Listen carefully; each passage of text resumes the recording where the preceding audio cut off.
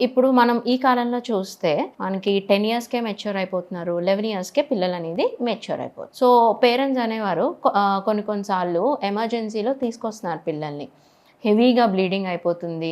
చూస్తే వాళ్ళని టెస్ట్ చేసి చూస్తే హెచ్‌బీ లెవెల్స్ వచ్చేసి 5కి, 4కి పడిపోతున్నాయి. సో, ఇలా అవ్వకుండా ఉండడానికి ముందుగానే మనం ఎటువంటి జాగ్రత్తలు తీసుకోవాలో నేను ఈరోజు చెప్తా మీకు. సో, పిల్లలకి ఫస్ట్ మెచ్యూర్ అయిన వెంటనే ఆ ఫస్ట్ 1 ఇయర్‌లో పీరియడ్స్ అనేవి రెగ్యులర్‌గా రావు. కొంతమందికి 2 మంత్స్ తర్వాత వస్తది. 3 మంత్స్ తర్వాత అలా ఇర్రెగ్యులర్‌గా అవుతూ ఉంటది.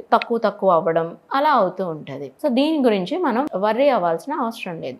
ఎందుకంటే హెచ్‌పిఓ యూ యాక్సెస్ అనేది ఉంటుంది. అంటే మన బ్రెయిన్ టు గర్భసంచి వరకు కనెక్ట్ అయ్యే ఒక యాక్సెస్ ఉంటుంది. అంటే హార్మోనల్ యాక్సెస్ అన్నమాట.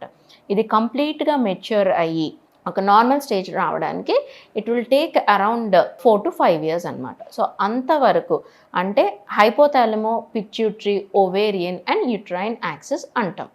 సో, హార్మోన్స్ అనేవి మన బ్రెయిన్ నుంచి రిలీజ్ అయ్యి అది మన అండాశయాల మీద, యూట్రస్ మీద యాక్ట్ చేయడానికి ఒక ప్రాపర్‌గా యాక్ట్ చేయడానికి మెచ్యూర్ అయిన దగ్గర నుంచి 4 to 5 ఇయర్స్ పడుతుంది.